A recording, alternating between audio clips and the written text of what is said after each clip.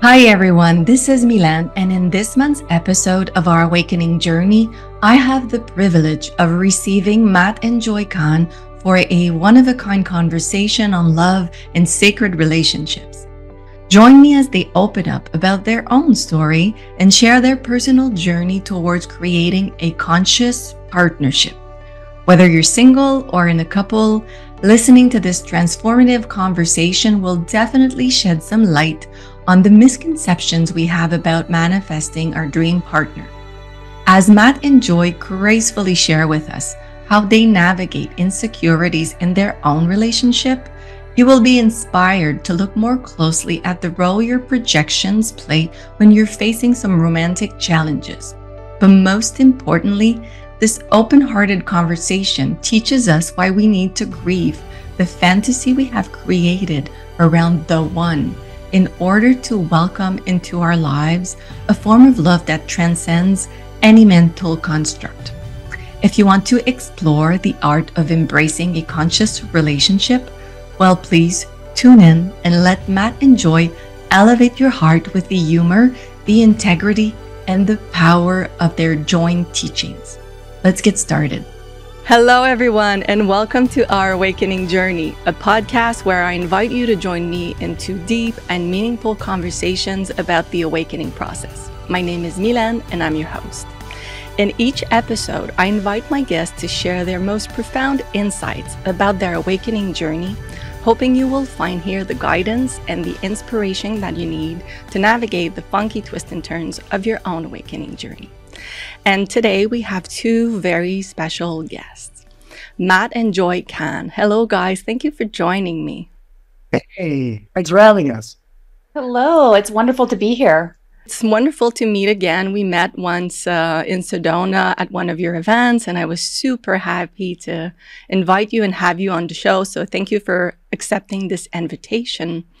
And we're going to have a fun conversation today about love, about couple, about relationship, and what we usually call a sacred union or a sacred relationship. And we're going to dive into these topics. And I know you guys like to debunk a lot of myths about spirituality. And that's what we're going to do today. We're going to talk about this very profound topic, but we're going to have fun with it and try to understand really what is a sacred union. And when I saw you channeling on stage in Sedona, and I saw the combination of your two channels together, of your two voice, of your two hearts, it was a communion. I knew we needed to do an episode about that because it was amplifying. I find both of your messages. So super happy to have both of you. I usually only have one guest. So today we have like a trio, we say in French, so three people. So thank you. Thank you. And before we get started, I feel I should introduce you, even though you don't really need an introduction. You guys are international teacher, but I'll start with Joy. So maybe somebody is awakening this morning, opening their computer, and they don't know about you guys. So Joy, you're an intuitive channel, and you're well known for channeling Jonah. Channeling his guidance, his wisdom, his messages. You're also a professional speaker, an author, and a certified life coach. And just like me, you're very passionate about demystifying the human intuitive connection. And your work is focused on helping humanity through the awakening process using numerology, universal laws, and alchemy. And Matt, well, you're a renowned teacher, you're a highly acclaimed empath, and a best-selling author. Your most recent book is All for Love. And you have a deep ability to translate very complex spiritual concepts into very accessible, everyday wisdom, heart-centered solution with a lot of humor. And that makes you a beloved figure in the world of quote-unquote modern spirituality. So thank you guys for joining me. I know you have a busy schedule. Thank you. Well, that also to add to the bio, I also have the best wife ever. So, Yeah. Yeah. And you know what? I thought I wanted to add to the bio, you're now a movie star, Matt, because of your documentary, Healed by Love. So you're now a movie star. You gotta just keep up leveling, and apparently, yeah. this is the next level. Yeah, you're gonna have an Oscar maybe next time we talk. And it'll be a hand model soon. Maybe we'll go. Who knows? So we're gonna dive into this topic. You guys recently got married, and how long has it been? Well, we got married in March 17th of this year, exactly 1 year after we met. Wow, exactly 1 year after. Yeah. Oh, and that's what we're going to do, guys. We're going to rewind before you knew you were meant for each other. Before you knew you were going to get married. Usually in the show, I rewind with my guests prior to their awakening, because that's the moment like you don't have a clue, you don't really know where you're going, and you need the guidance. And because I wanted to talk about relationship and how we're shifting paradigms, like in a couple, I thought maybe we can rewind just a little bit before you met, and you can tell the story of how it started and unfolded for you, how the beginning started. So I don't know who wants to start, and you can talk together at the same time too, as couples do. Why don't you start? Well, let's see. How far are we rewinding? If we go back just a bit, how far do you want us to go back? Well, you go with what you feel, but sometimes before you meet this special partner, you're in a particular place. You're in a special place. Something is about to happen and you don't really know it's about to happen, but something is like emerging. So maybe you can give us like the pre-Matt meeting. the juicy prequel.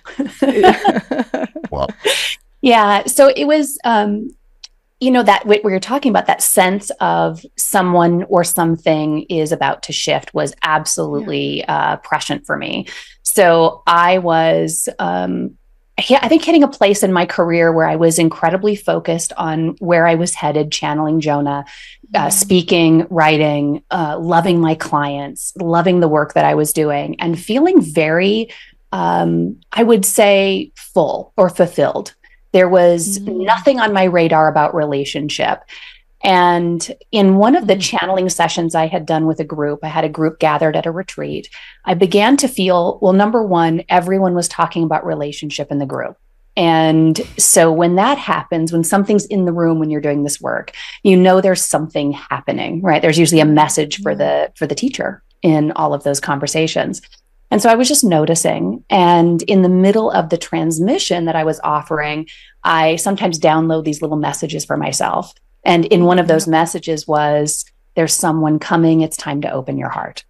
And I thought, I'm a spiritual teacher. My heart is open. What are you talking about? What do you mean? But I took it seriously, and I began working on opening my heart even more than what I felt before. And just really welcoming the idea. I was so happy on my own. And so the idea of being in a relationship, it really wasn't on my radar. And so that message put it on my radar of, well, would you be in relationship if one arose? And my answer was, I would be in one if it was the one. And that's it. I don't need a relationship. I'm not looking for, somebody who's a maybe. I'm not looking for somebody for company. I'm really happy. And so the bar was high. It was the one in this lifetime, the one that meets me in all of those places or nothing. And so I felt that, opened my heart, and was willing. And as I met people and sort of got closer and closer to Matt, I could feel it every time I would meet someone, almost, but not quite.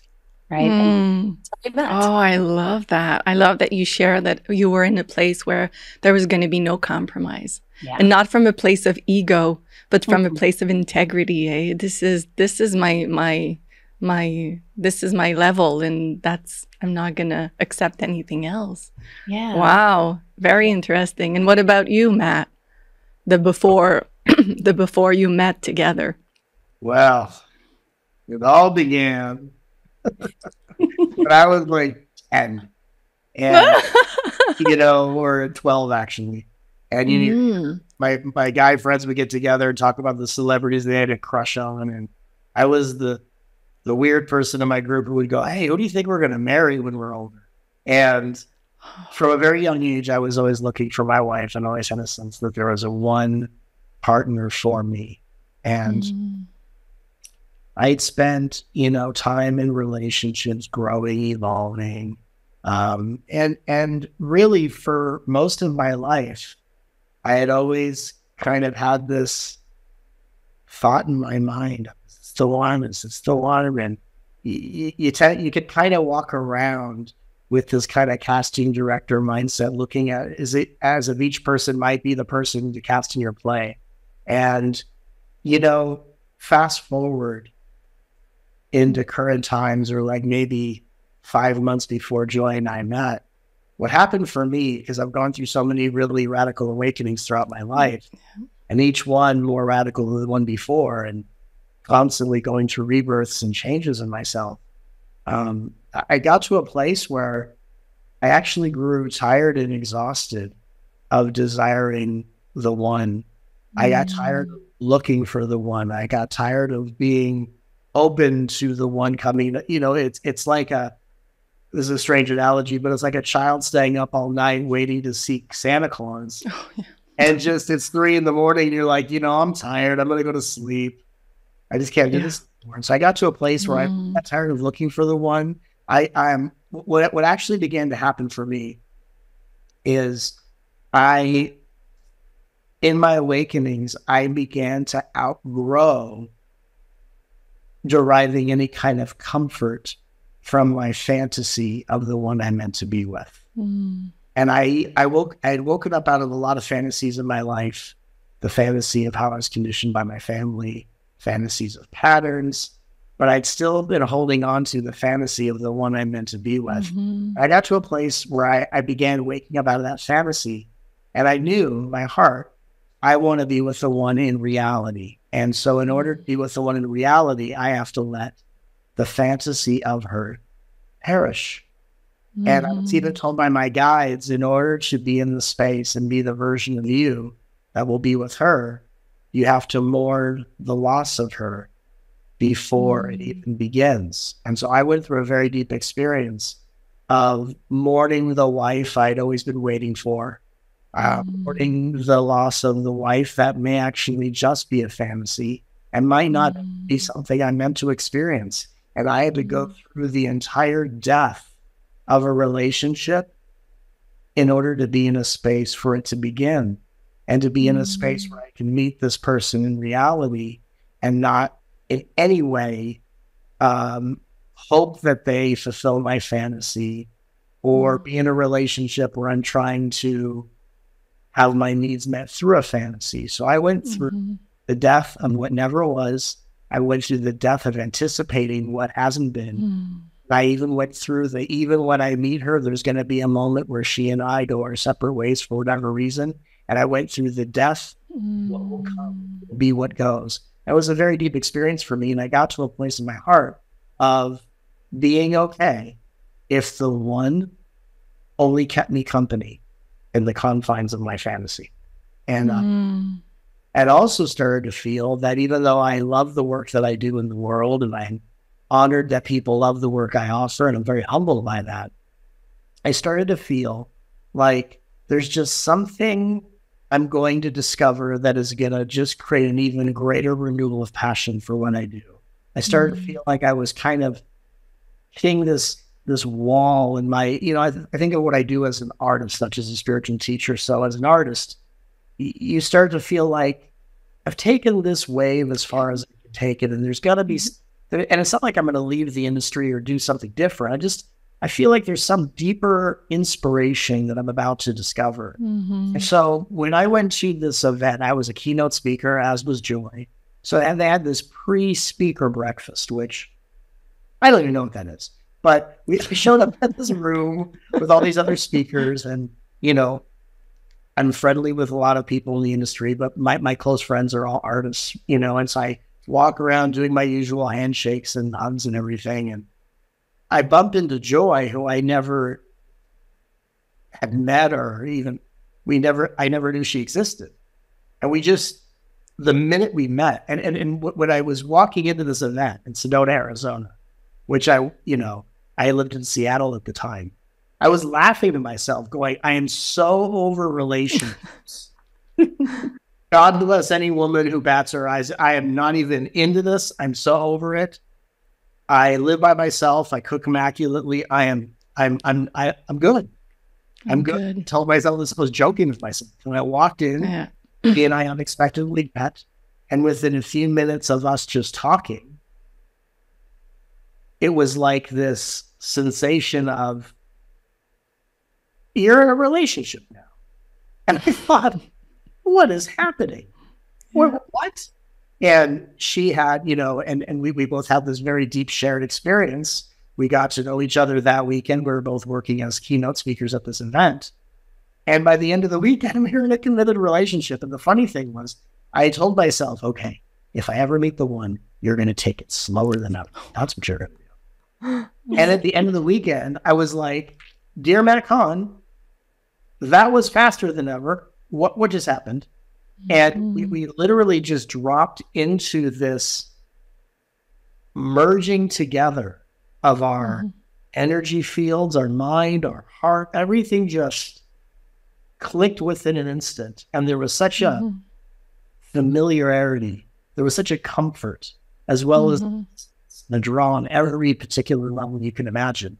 And it wasn't, what's funny is you think the sensation's going to be, here's the one I've been waiting for. But what was interesting is the sensation was, yes, on every level, but it was so unexpected for me. It was so expected because I had gone through the death of all fantasies. I'm in reality. I might just be a single guy who does incredible work in the world. And as we started to come together, obviously we both found the relationship we'd always been sensing and desiring. Then as we started to realize, oh my God, and we can do our work together, that's when I started to feel this even deeper renewal of passion of the work that Joy and I do together as now a married couple is such an interesting integration of the masculine and feminine. And to feel as if combining our powers can make an even greater impact on the world, help people integrate this energy in a more meaningful way, and finding our mutual desire to really bring the greatest authentic impact into people's lives, and to be in a relationship with someone who has such a stellar high level of integrity, which is what I put myself on. I mean, for me, is just a blessing I receive every single day. And it makes me realize I had to let all my fantasies die, because I never could have imagined joy. Joy is beyond. My fantasies were basically the opposite of my past. That's all it was. What represents for me is beyond a fantasy. Like, she is such an incredible woman, such an amazing teacher and intuitive. And just today, all levels of our lives, I couldn't have imagined this for myself. So I'm grateful that it's beyond that. And it's I love the way you share, Matt, that you had to let go of the fantasy, because people are listening right now and they are being taught to hold maybe the highest vision possible for their future partner so that they can manifest this sacred partner. And the teaching around that is that you really have to hold the highest vision. But I love the way you teach it, and you say yes and no, really. I had to grieve that whole vision so that I could come back to reality, and I could come back to really what is. I love how you tell about the grieving process, because some people might be scared to go there, thinking, well, I'm if I stop imagining or envisioning the highest potential partner for my life, then it means that it's not going to happen. So thank you for teaching that. It's very profound. I don't know, Joy, I think you had to go through the same process, eh? Yeah, we've discovered in this journey, as we came together, we realized that we had to let go of these past ideas for sure and grieve that loss. And, Matt and I both have had an experience of really grieving our past partners and having such a deep breaking away of the illusion of what we thought would be. And then also having to learn the discernment of, we can really be in a place where we get to decide who we're with. We are choosing it, even though very much the universe chose to bring us together. It was still up to us to choose it. And I think what Matt was saying and what you were reflecting on is so important, because I had to actually let go of any idea of a partner that I had from all of those rules, right? The basic rules of law of attraction or whatever it else, as people teach calling in a partner. I had to let go of, who I thought he was going to be, what I thought he was going to do for a living, what I thought he was going to look like, where I thought he was going to be from. All of these ideas, that's all the fantasy, right? So we get attached to this fantasy version of a person. And then when the person shows up, we can't see them because we're looking for a mask. We're not looking for the real person. So for me, it was about letting all of that go. And then when we met, being able to feel the truth of that yes, right? Landing into it. And, as an intuitive, and as, probably a lot of people listening to this who are awakening, your intuition speaks in absolute truths. So when you're listening to it, if I had ideas in my mind that blocked that, I wouldn't hear that feeling that was in the field between us that said, this is your partner. Listen, pay attention, observe, don't walk away, trust this. Those are all those things that were moving through me that caused me to, behave in a way that allowed me to be in that space where we're working to recognize that something more than synergy was happening at a level of the work, right? That there was something more, right? Because we're both such professionals that it was like, we're not coming to an event looking for a partner, right? That's the last place we're looking for that, right? Absolutely. So we have to let all of that go. Wow. I love that you share that. It was the same experience for me and Etienne, which is my actual partner. So I had I decided I was done with men. I'm never going to open that door again. Solo is fun. I'm doing well. And I had to let go of what I thought it would be and all the ideas and what other people would think. And it was really a very strong magnet, nothing like I had ever felt before. Very, very different feeling from my previous partners. And so maybe I'd like us to pivot in this direction. Like, how was it different from previous relationship? Because I know people listening are thinking, and that's what I was thinking, how do I know I'm not falling into the same pattern again? How do I know I'm not going to jump into the same kind of relationship I used to be in and I don't want to be in anymore? And so rapidly I could feel, oh, there's a different feeling. And I'm wondering if you guys felt the same, like it was different from the romantic love or what I was accustomed to, what I was taught that love is. So, yeah. I would. Oh, you want to start on it? No, go ahead, my love. Well, I would say that in the past, when I felt this surging of attraction, it was because the other person was embodying ideas I was attracted to. So visually, there would be an idea, or there would just be several ideas about a person was attracted to. Like, everyone will write down the list, the qualities they want in a partner. And of course, we should always have high standards in our partnerships. We should always have the standards of, I want to be attracted to my partner. That's actually, I think in spirituality, we kind of downplay that a little bit, Yeah. And instead of it be, and then it becomes about, do they match all these spiritual ideologies? We've seen in people we've worked with is that people who are actually not meant to be in a relationship, the buffer or the glue holding them together is they're doing all this work to make each other into this idealized version of each other. And, so from my perspective, it's important to equally desire your partner and to have a partner you desire growing with. So what I would notice with Joy and I is I'm equally desiring of her on all levels. There's equal desires on all the levels that we can list.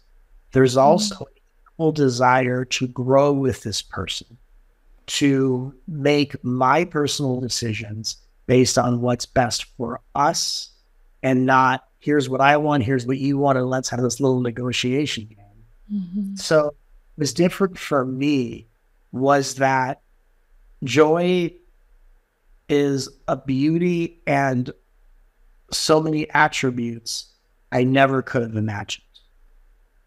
And Joy is the smartest person I have ever met. She's the most intuitively clear person I've ever met.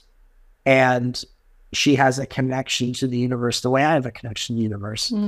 And so for me, she is unique and such an interesting balance for me.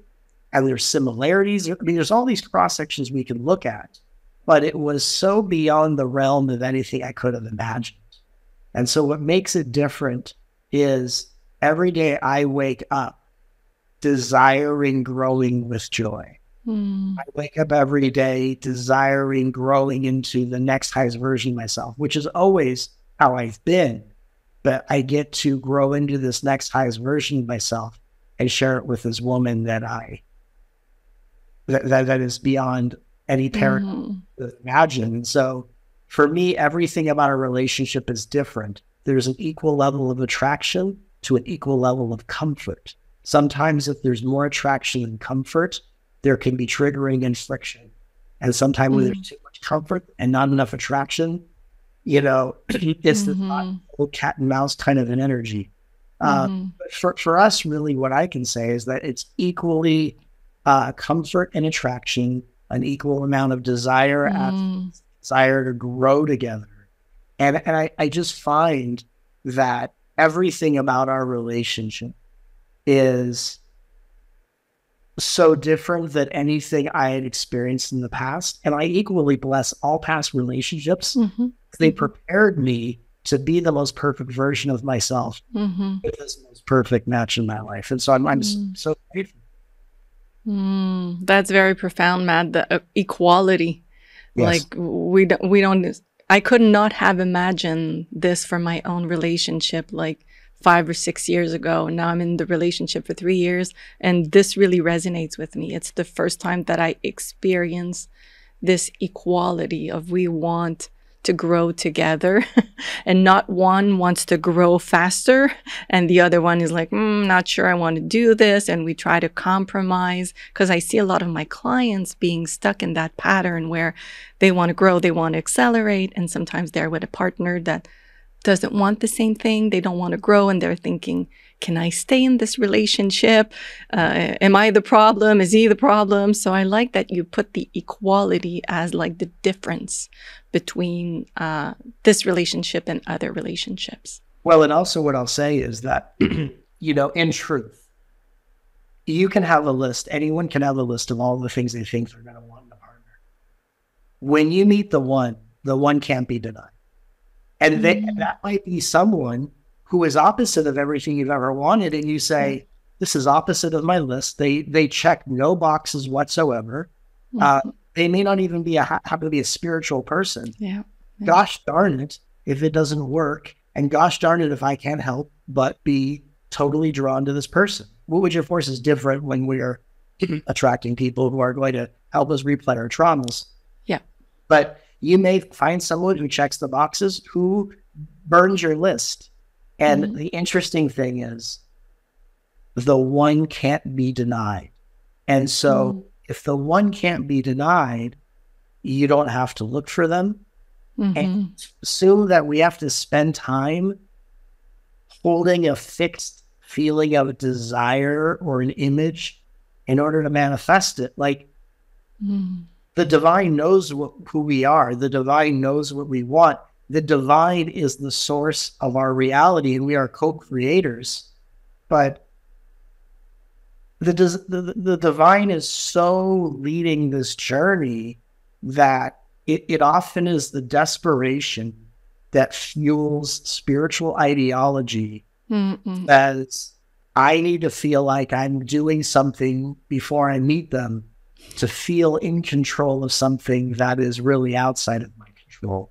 And for me, the opportunity to die, allow the fantasy to completely die, made space for me to be able to receive and comprehend the fulfillment and depth that joy brings into life and we have together. So I think when we really get down to a conversation, we get past this very kind of overstated, process of manifestation. really, I think what's amazing is we heal to outgrow the fantasy and desperate parts of ourselves, so we can actually be mature enough to perceive the level of fulfillment that a true partnership is going to bring us, whether that's with a person, with our own connection to the divine, with our children, with other human beings. It's really about, from my perspective, healing the desperation that grows from unhealed wounds, allowing the maturity of what is beyond a fantasy to come into our life. Wow, that's beautiful. That's very inspired. Thank you. And thank you. And what about you, Joy? Like, what felt different when the magnet, I call it the magnets, when the magnets got activated and you're like, oh, this can't be denied. What was different from previous relationships? Yeah, it was, you know, I've reflected on this, of course, him and I've talked about this so much, and really reflecting on, you know, those key people in your life. And, you know, I have 2 children, and giving birth to children, there's an experience you have where they arrive. And at least for me, they arrived into my life, and there was a knowing that this is my family. This is a person that moved through my field at every level, right? There's something so, you know, and not everyone feels that, but that's how it was for me. And so when I met Matt, you know, I had been in other relationships and felt like I had to sort of talk my way into it, and to talk my way through the red flags. I had to, you know, well, I don't like this, but I love this, and maybe we could grow together, and maybe we can figure this out. And there was always a convincing, right? But the only other relationships I'd had where there was no convincing was my children. There was nothing that needed to convince me to love them. And so when I met Matt, we were standing in this room, and it was like we stepped into our shared field, and there was nothing like there, even my children, where there was that knowing that was the closest I'd gotten to it. But stepping into this field with Matt, I recognized it as our field, and I recognized it as the field I channel from. So there was such a recognition that it was more about the recognition that I couldn't deny. And that feeling of this is someone that I need to show up. Not only, I mean, we're in this field together.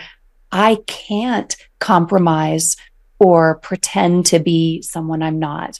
I have to show up so transparent here, because he can feel what I'm feeling and hear what I'm hearing and see what I'm seeing. And that's been our journey. So for me, it was this opportunity with him to embrace that feeling and be incredibly transparent, to say what I was feeling and trust that no matter what happened, I couldn't push him away. No matter who I showed up to be, no matter what the truth was, this person was we were already bound in some way we couldn't put words to. So for me, that it's challenging to describe that in a way that I think is meaningful, if, you know, depending on your level of consciousness and the journey you've been on. For us, we were so aware of our own field that to have someone come in that we didn't have to clear or cleanse ourselves from, or try to come into alignment, or there was nothing I needed to do. I felt more like me with him than I'd ever felt in my life, even on my own. There was just this opening to more of myself. And so I'm putting myself in the listener's shoes right now, thinking like, you know, sometimes we meet someone and it feels like exhilarating, and we're thinking like, oh, I think this is it, you know, I think this is the thing. And what was different in this moment with Matt, that you can tell that it was not this thing that is like a trap where we fall into, oh, I think it's him, and we get infatuated by someone, because it can be very close. That's what I experienced with my partner. Like the magnet was activated, and I could show up with all of the parts of myself, all of my shadow, all of everything that I was, like with my whole self.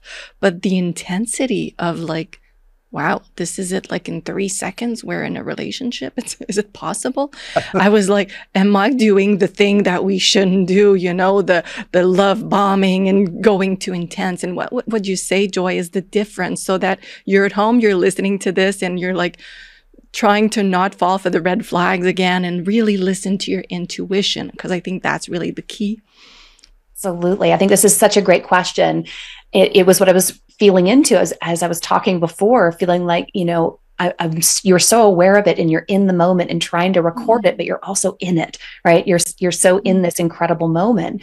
But the difference really was it wasn't a strong mental connection of me overthinking. My mind actually left. No mind. Oh, it's the same for us. No more mind.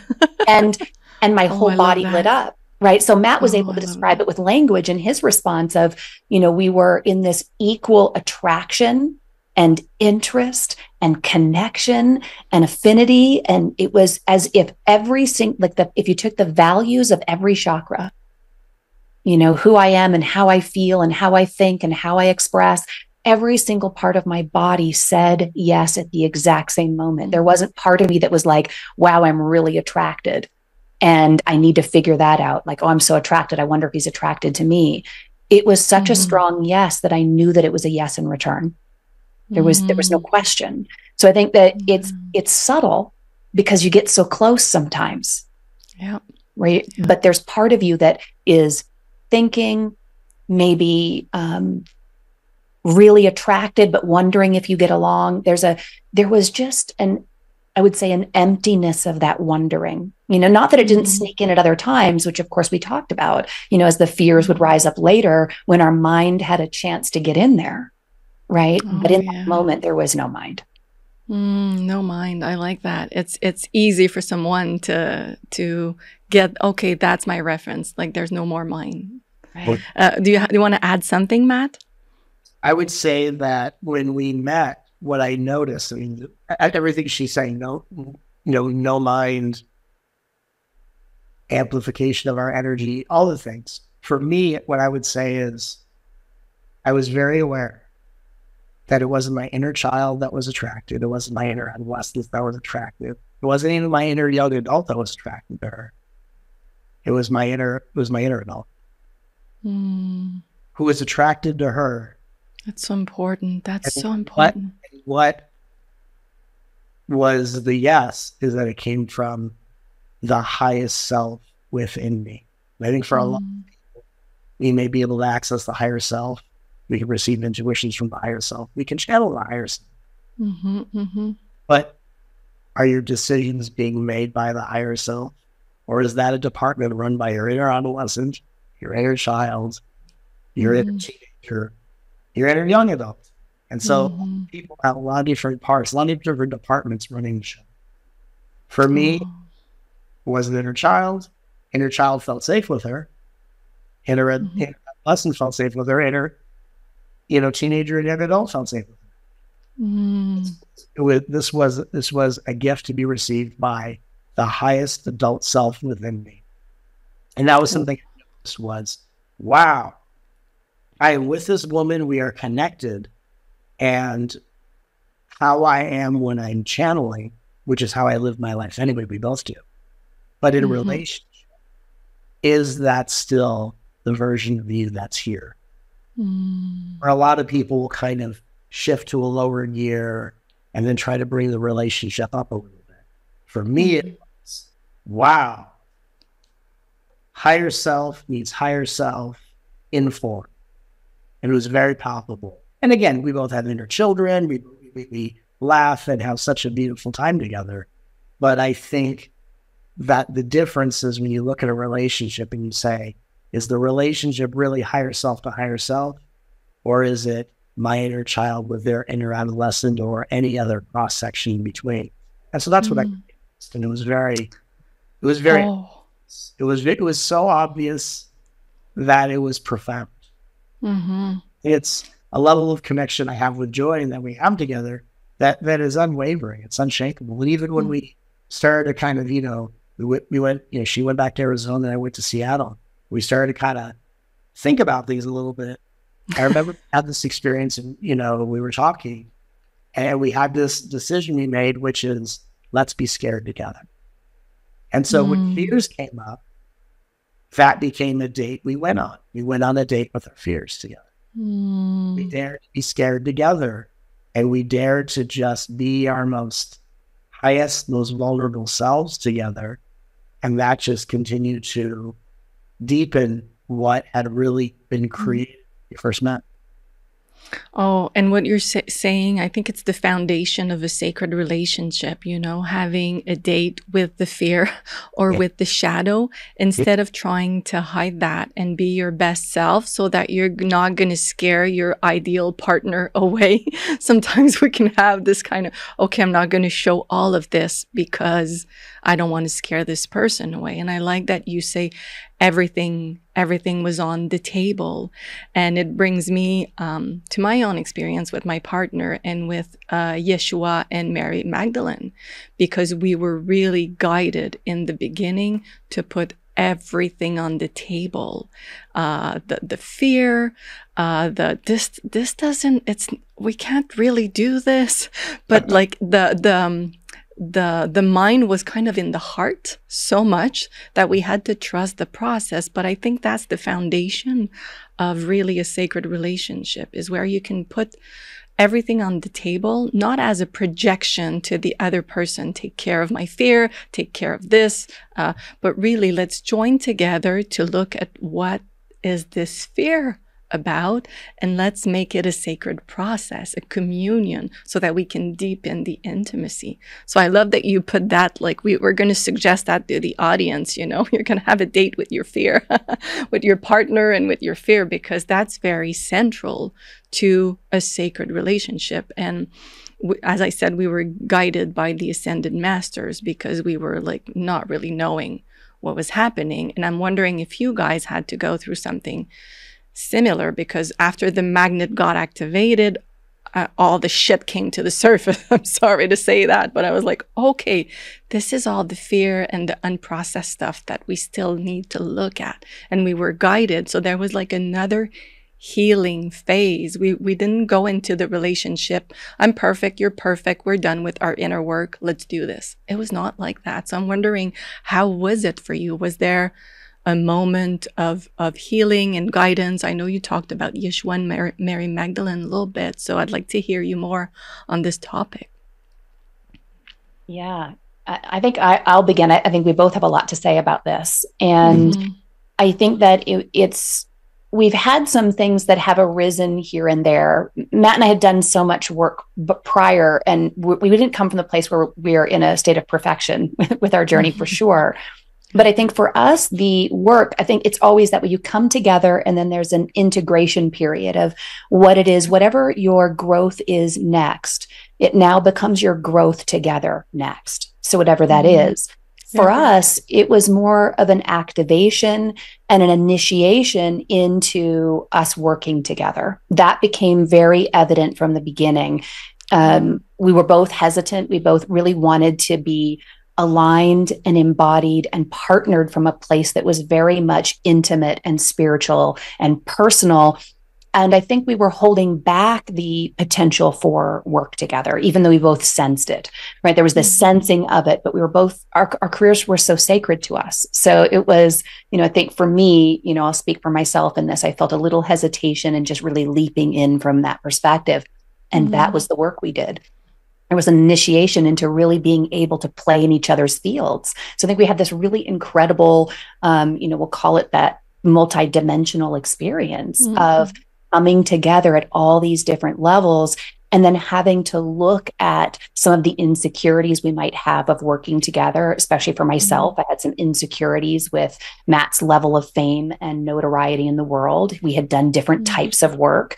And so bringing that work together, that was something we had to step into in a way that wouldn't put our relationship on the side. It would actually be a part of that. We could integrate it in a way that was healthy, safe, empowering, and something we could then, do what you were talking about in the beginning, be able to be on stage together, in the field together at a level of, just witnessing the pure essence of spirit moving through us and us not getting in the way of that transmission. So it was a very big activation, less about shadow for us, I would say. Maybe Matt would add little different layers, but that's how I experienced it for sure. Thank you for sharing. What about you, Matt? I was just listening and reflecting, and it was funny. I remember a conversation where Joy was sharing about her insecurities about, well, you're very recognizable and very famous. And I remember I said, "Who's famous?" Like, I don't. Am I famous? I don't see myself the way I'm seen, and so so funny. I was like, "Who? What?"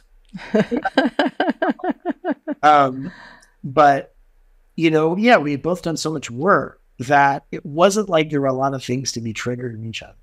Mm-hmm.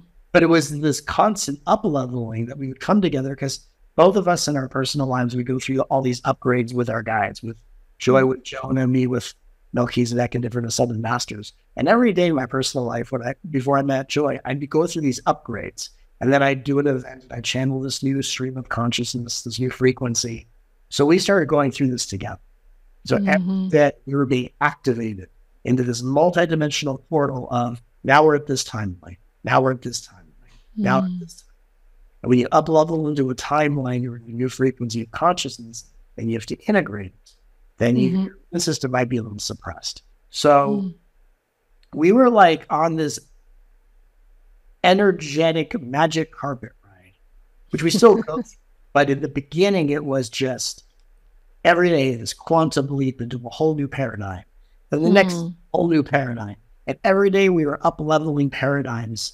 And what would happen is that we would grow together in such a trajectory that the other characters in our lives around us would start transforming into different versions of those characters. And sometimes our outer reality would be slightly wonky, because it's like the outer reality goes, can we match that? And so you would have all these wacky, multidimensional up-levelings. And every time Joy and I are constantly saying yes to one another and yes to this new field that we share, that I've always known as just a field I have connection to. And I was sharing with someone. And there'd be things that would come up. And in the beginning, it wasn't like I had hesitation of working with Joy professionally. That was always a very exciting idea of, wow, I would love to have a partner I can also work with. But for me, I think what was really important is I didn't want to create a romantic connection out of a great working partnership. We both want solid connection of husband-wife. We are very connected.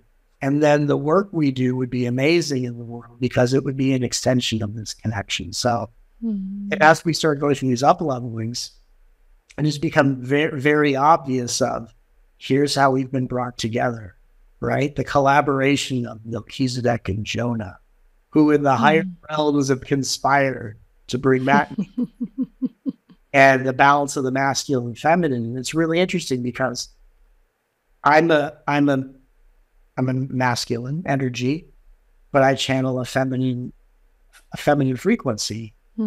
Joy is a divine feminine who channels a masculine frequency. And when you bring those two together, what's fascinating is I've actually I've stepped more into my divine masculine in this relationship. And Joy has stepped even deeper into her divine feminine. Wow. And we have, just by being in relationship, we have downloaded the energetic codes of what Jesus and Mary taught in the Egyptian mystery schools. What alchemy is. We understand what tantric relationship is. And we've actually taught all of this energetically just by being together, and that neither one of us had a formal knowing of this, or literally just by being in relationship, we have downloaded the codes of, oh, this is what happens in that kind of partnership. Here's how you put yourself. Here's how it comes together, and here's how it can affect the planet when you and your divine counterpart come together in a integral and pure way. Beautiful, beautiful. So this brings me to, like, I'm always putting myself into the listener's shoes, you know. They're listening to you and they're like, wow, this is a fairy tale.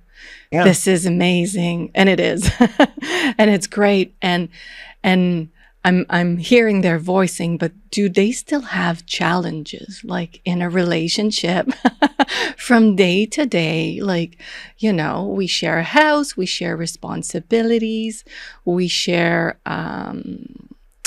tasks, and we share like the day-to-day life.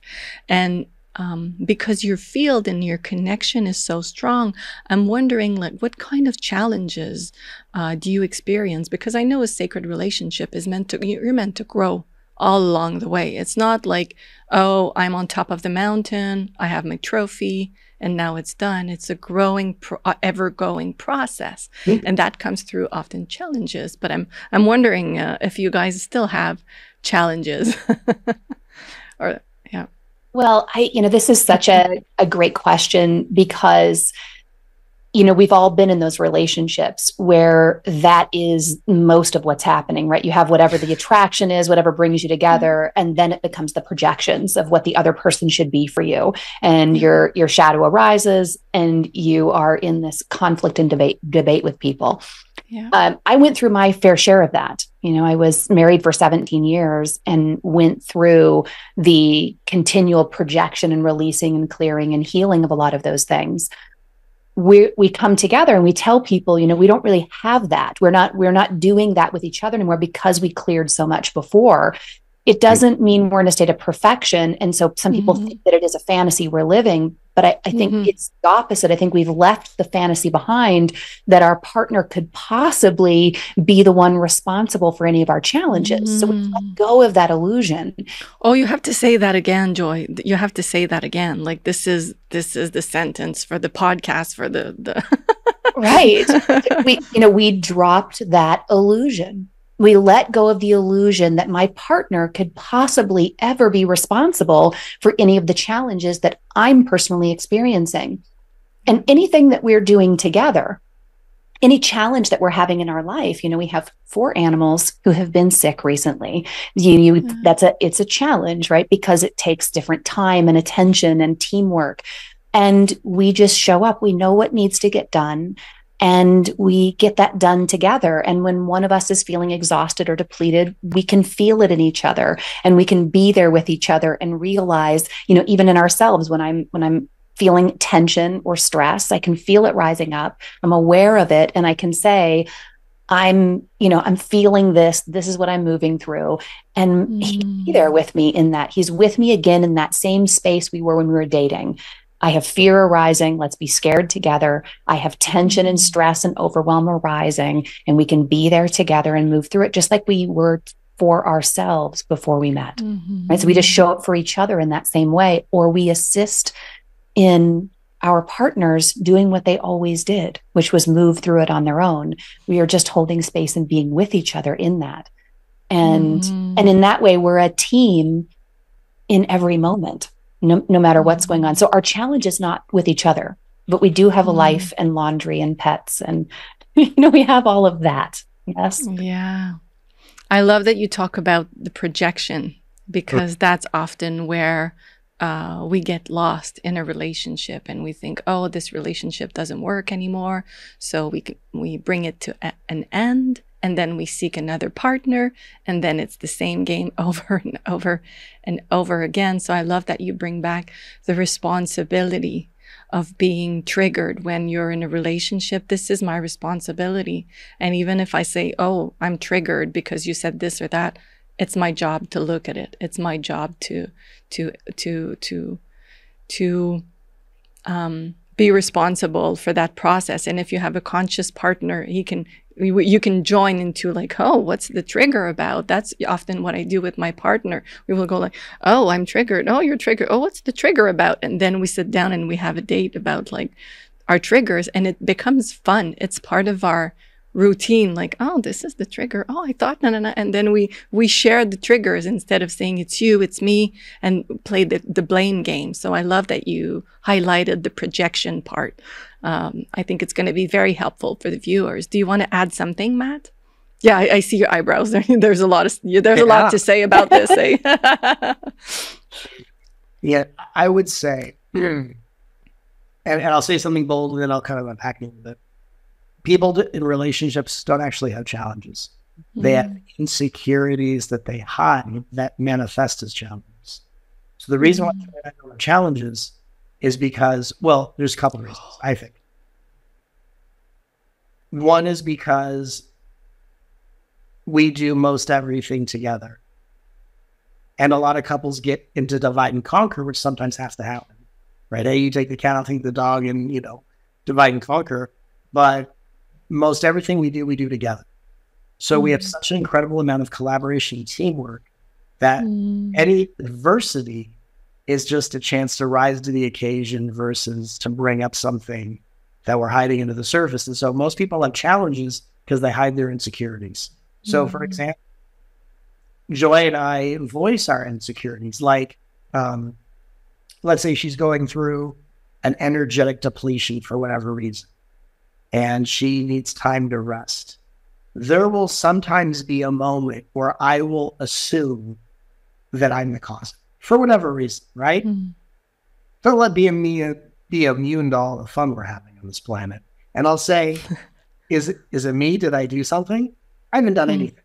But I have that too. Like, I think people are going to relate to this, Matt, because it's like being the kid and your parent is not feeling good, and you're thinking, is it my fault? So I love that you bring this up. Is it my horrible energy that has lowered your vibration? Right? And she'll voice her insecurities with me. So we have an ability to collaborate to team. We also voice our insecurities to one another, which doesn't need to happen like super often. Or like, I like to watch professional wrestling in UFC, and that may not be her thing. And sometimes she'll, do something next to me, so we're spending time together. Or sometimes she'll be in a different room. And some of my wrestling shows are like 4.5 hours long. And there's a part of me that goes, is it okay? And I'm like, totally into this. Is it okay? And I voice an insecurity. And we have an ability to voice our insecurities. And when you have the ability to voice your insecurities, and this is for any relationship, when you voice your insecurities, no matter how it's received by the other person, you will be devoid of challenges. The amount of challenges people have in their lives is reflective of how many insecurities they hide and refuse to voice. That's a very important thing. I love that you say that, and I feel like also I need to add that she can also receive it. Right. Because I've been in relationships where I was very transparent and in my integrity and putting things on the table, because that's who I am. I always put things on the table.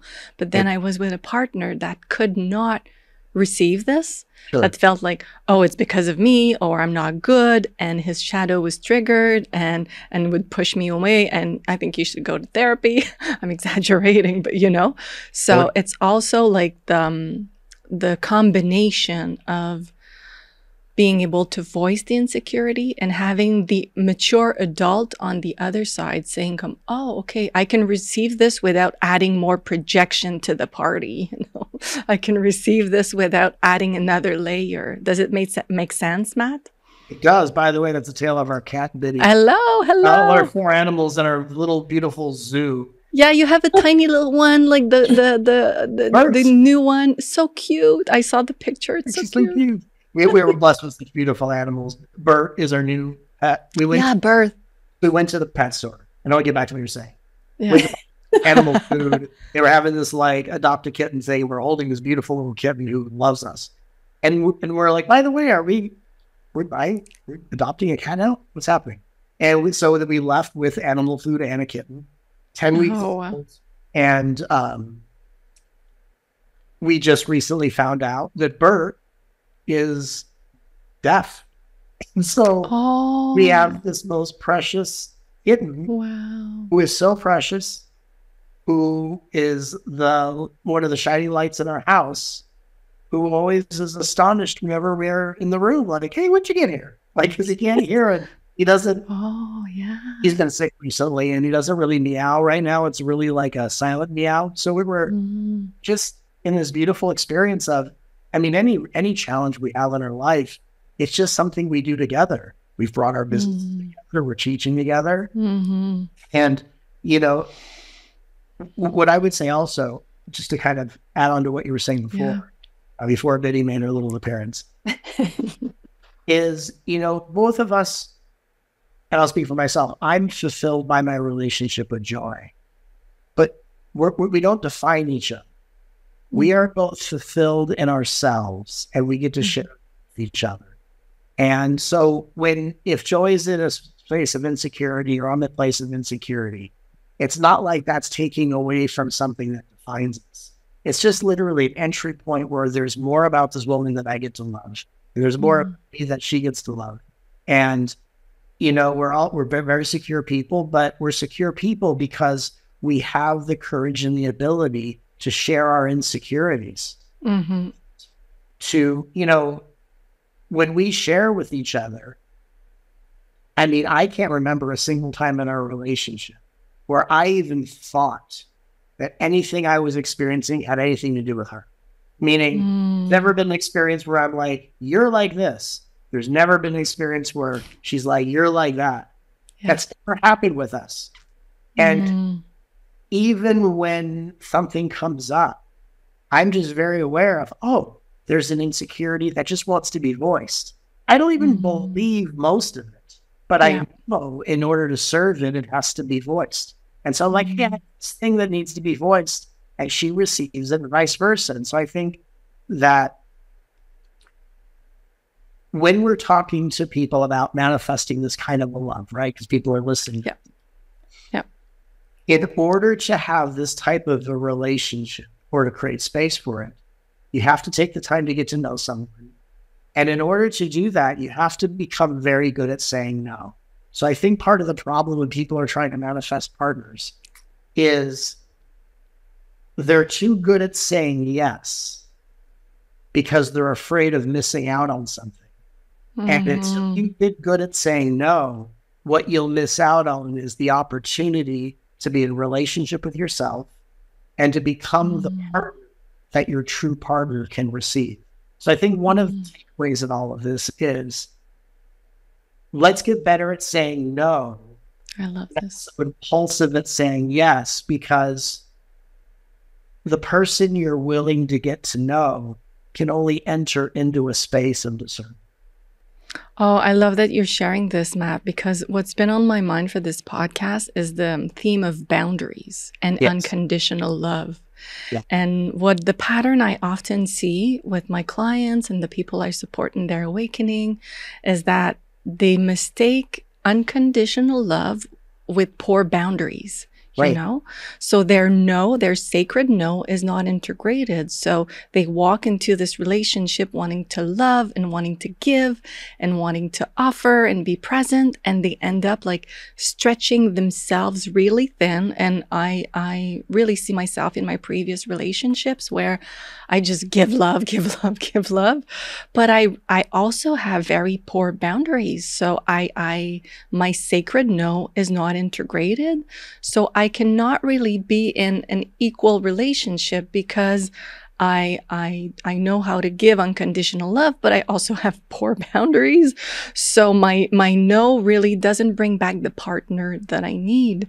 And the process for me in the last years before I met Etienne, it was like, no. I was bringing forward so many no's that's what brought the big yes. So I love that you say something about this. And you want to add something? I see the... Well, just something funny from last night that just makes us very human. So one of the things that Joy and I like to do, we both are food lovers and we love ice cream. And from time to time, we'll go to the store and we'll buy some ice cream from, just different companies that we love. And we both love like off the beaten path kind of flavors. So we'll go to the store and we'll go, oh, isn't that interesting? And we both have this thing about ice cream where we don't eat more than one spoonful of any flavor. Like, just want one taste of something. That's just how I am. I don't want a whole bowl. I just want just the taste. Just taste. And so we bought 4 flavors last night. Interesting flavors like kettle corn ice cream. That's super great. All these different flavors. And one of them, which I was the most excited to try because I like very adventurous things, was dill pickle ice cream. I was so excited. No. Wow. Right? And Joy was like, that is not for me. She had peanut butter fudge pretzel one, which is admittingly delicious. And I tried this pickle ice cream because I'm such a foodie, and it's for pregnant ladies. I'm a pickle and ice cream. Let it be known, Matt Kahn is a pregnant lady. I've never anywhere else. Your podcast, Matt Kahn, pregnant lady. That's going to be I'm going to make a reel with this. You should, and you'll get a lot of views. It'll be great. I tasted this pickle ice cream, and for me, the sweetness, the acidity, all the things I look for in flavors, it was astonishingly delicious to me.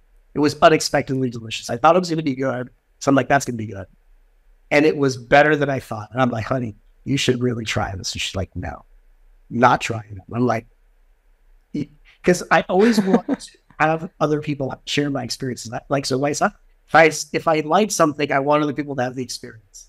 And she was like, the life of her, honey, that's not for me. No.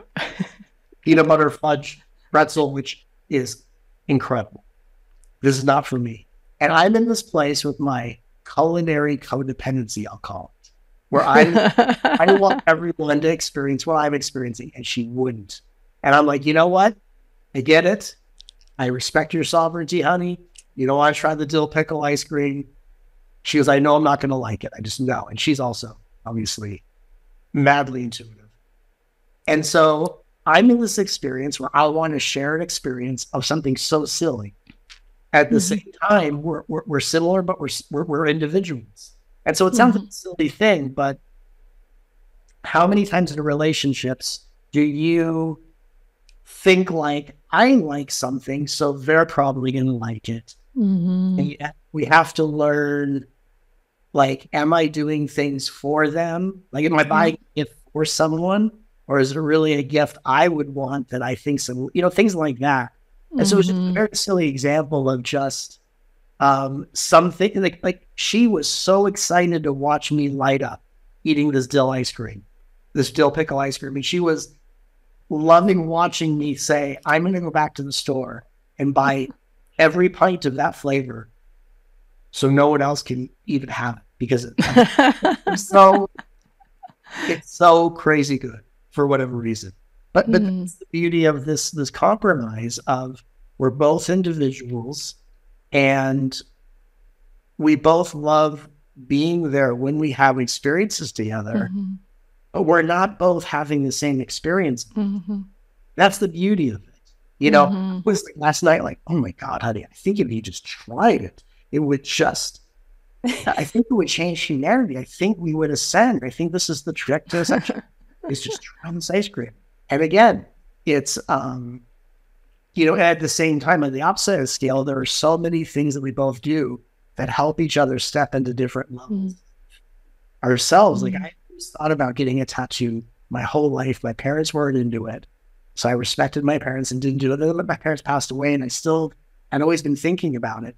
And it was, Joy and I on a trip with her best friend, where I decided to finally get my first ever tattoo. And now I have two. I'm about to get my third. And so it's just beautiful how there's this balance of, we inspire each other to do things beyond what we thought we would do. At the same time, we both respect each other as individuals, and we can be in the same space honoring each other's experience, and we don't need to always have the same experience. So I think that's a beautiful signpost of a mature relationship. Joy, you have something? Because I was, as we're talking about boundaries, and Matt's offering these examples that are so great because they show the dynamic of, there are sometimes the no is just, yourself, and there's the no. But and sometimes you can feel that you need to be kind of challenged out of what was kind of a rigid no for reasons that were fears or your past. And so you leap out of the box together, which is really great. And so we continually do that. But when you were talking about boundaries, it was bringing me back to the beginning of the conversation and the beginning of my journey before Matt, thinking about how to open our hearts, right? I didn't think that I had more of my heart to open, but I had terrible boundaries too. So I said yes to the men who said yes to me. So if a man showed interest, I was like, awesome, he must be the one. I didn't think about it. If there was an attraction there, I jumped in. I didn't have boundaries. And it was the heart opening, saying, I'm going to open my heart even more. I needed a bigger space in my heart to know that the no comes from love too, to be able to love myself and to be able to love another enough. It was about 2 weeks before I met Matt that I ended a very short-term relationship with someone that I thought, this could be something. And there was a moment where I knew for sure, this isn't all of it. This isn't it. He's amazing. Great job. Nice guy. Great connection. But it wasn't, all those things weren't there. And it was so easy for me to say, I need to tell you right this moment that you're not the one for me. And I wasn't worried about hurting his feelings. I was worried about keeping him in a relationship any longer that I knew was coming to an end, because that felt so cruel. And so for me, that was the shift. My heart opened enough to know that the no for me for another situation was the yes for me. It was a no to something else, a yes for me. And it allowed me to love everyone at the level of truth. And that became such an important marker as we move forward, that I was always coming to the truth. The truth is, I don't like pickles a lot, and I don't like pickle ice cream. I'm sure about that. But that's a truth, right? But if it's something that's not truth, I'm looking for the truth, not the how to be kind, how to not hurt someone's feelings. I'm looking for all of us to get to where we're intended to be, to love us all enough to say what is. And I think that's how we shatter this illusion of needing a boundary, because you don't need one if you're just following truth. And then feeling like you can't trust yourself or be aligned with truth causes you to move past this thing we call a boundary. And truth really becomes the answer to that. Love what you're saying, honey. Just even to add a little piece to that. But she does not like pickles. Pickle ice cream is not going to be for her. And it wasn't like there was a part of me that goes, then some people go into psychoanalyzing their partner. Oh, honey, is it in you that doesn't want to try this ice cream? And then I'm putting myself in a power play position over this ice cream where it's just like, it's not for her. And I'm just like, or we'll go to dinner, and most dinners we get 2 entrees and we share them both. That's how we like to eat. It's amazing.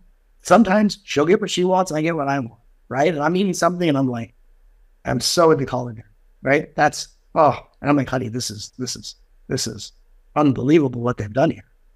And I'm selling, honey, what they've done, acid, salt, salinity, and this is really something. Nope. And it's one of those things where we know ourselves, and it's just, it's okay, because we are always sharing in this experience together. And I want to add on what you're saying, Joanne. I love what you said. I also used to have very poor boundaries. And I remember when I had a conversation with myself in my early adult life, it was a very conversation because I looked at my relationships, and I had gotten involved in relationships that just weren't really great for me. And I pinpointed the problem that I had. And I said to myself, I asked myself a question. I said, why is it so groundbreaking if someone's attracted to you? It was the funniest question I had. Like, why is it just shocked? Because I treated someone's attracted to me. I'm seeing Haley's comment. I should surely just be in a relationship with them. And I realized I was attracted to being wanted. And then I would find things about them I could be attracted to. Then I realized I'm in a relationship with an idea, and now I feel trapped. And now I'm going to hurt someone who I have to break this news to. So I had this conversation with myself, and I said, why is it so astonishing that someone is attracted to you? Maybe part of me, this low self-esteem I carried most of my life, is actually a liability to my ability to get to know someone or speak clear about it. And then I learned over many years, but I will say I really think I perfected in the last 5 years, my ability to know myself, to honor how someone feels, to honor what someone wants from me, but to be able to check in and say, is this is what they want for me, what I want for myself? And do I feel the same way before I make a choice or a decision? And it was all, and so there's obviously a connection between me. I mean, very good at that. Which is why I said earlier, if you want to attract the right partner, you got to be better at saying no. And the fear of like, I think I'm judging them. The truth is, the right one can't be judged. So you know what? Judge away. Judge the living Christ of every person in the world, because the minute you meet the right person, it's just the way it is. And it's not really a judgment, it's your intuition. And then you give the right opportunities to the wrong person, and you give other people a chance to build a relationship with someone you're not. We've all seen the show before. So I think having the maturity and the self-esteem to not be surprised when someone's attracted to you, not in an arrogant way, but just in a, oh, thank you. Thank you for seeing your light reflected in my presence. Thank you for honoring this moment. I appreciate that. And then I tune into, do I actually feel the same? And we just get really good at being ourselves. This is the best. This is the best conclusion ever, Matt. This is like, it wraps up everything. It's because at the end of it, at the end of the process, a sacred relationship is two human beings being themselves. That's what it is, you know. That's as simple as that. So we're at the end of the interview, guys, and I feel like I want to talk like another hour with you. So maybe I'll have to invite you like 2 years or 1 year into the marriage to see like how are the cats doing, and to have the updates on your relationship. And I just want to say like thank you for being so open-hearted and allowing the audience to see like all the parts of yourself. And I want to talk a little bit more before we leave about Matt's documentary, because I feel that you were very vulnerable in that documentary, and that's really what touched my heart. And I feel that that's what you guys do. That's what you did on stage when I saw you in Sedona. That's what you did in this interview. That's what you do in the documentary. And I think this is great leadership to me. Vulnerability is great leadership. It's love. So I just want to say thank you for sharing what you shared. And I hope the audience loved this. If we want to get in touch with you, we want to get in touch with more of your work. I talked about the documentary, but like people are listening to this and they say, oh, I want to hear Joy talk about Jonah. I want to hear Matt channel. Like, how do they reach out to you? Well, I would say that, you know, right now we're in the process of combining things together, and we will soon have a website that for us both. But in the meantime, you know, to watch the free documentary that was created that you were speaking of called Healed by Love, you go to mattcahn.org and you scroll to the middle of the page, and when you put in your email address to receive the free documentary, you'll also sign up to receive my free Sunday newsletter, which will soon be featuring, and probably by the time this comes out, we'll be featuring both Joy and I together. That's a great way for us to stay. Oh, amazing. I didn't know that. I can't wait. I have the newsletter, and it's always very inspiring. So I can't wait to have both of your input. Yeah. And we're in the process of just kind of bringing a lot of things together. And so, you know, again, mattcahn.org to receive the documentary and to receive free updates on everything that we're up to. And I can just say that there are so many things that Joy and I are working on, and we are very excited to inviting everyone to be a part of it. Yeah, I can't wait to see. How about for you for Joy and Jonah? Yeah, we're, you know, as we're bringing this work together, we are continually showing up live together. We host events regularly in Sedona, Arizona. And from my heart to yours, I really want to invite everyone to come sit with us and be in conversation, because the vulnerability we experience here, we want to experience that with you as well. And that's why we're coming together and hosting these events and bringing our work together in the newsletter, but also in our online community. So we have our online community where you can hear me channeling Jonah. You can hear Matt channeling and sharing his teachings and other offerings that we're bringing to the world. So yeah, I'm really excited just to meet more people and to connect in this way. Thank you. So thank you so much for your time. And asking the audience, if you like this episode, please share it with a friend, because I think we are building a new relationship paradigm, and it's not easy to understand what it is. And I think you guys are very good role models for that. So I invite people to share this episode with a friend, to leave a comment, to like it.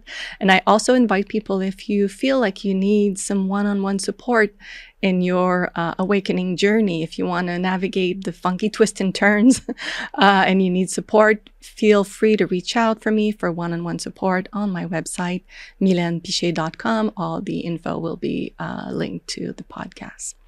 So thank you guys for your time, for your energy, for your love. It was a blast. I had a lot of fun. I want to do this again. I'm leaving you the final word. Well, I just want to say thank you so much. This is an absolute treat to be here with you. And take it away, Matt.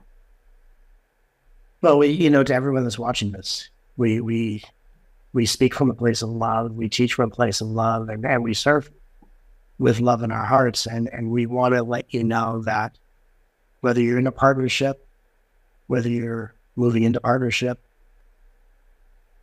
it's all just reflections of your connection to divinity. And the way we deepen our relationship with the divine, in whatever way it manifests, is through loving ourselves. Because when we love ourselves, not only do we help to energetically transform the planet in a positive way, but by loving ourselves, we are beginning to treat and see ourselves the way the divine always has and always will. And so we thank you for being a part of this conversation. And as always, we send you so much love from our hearts to you.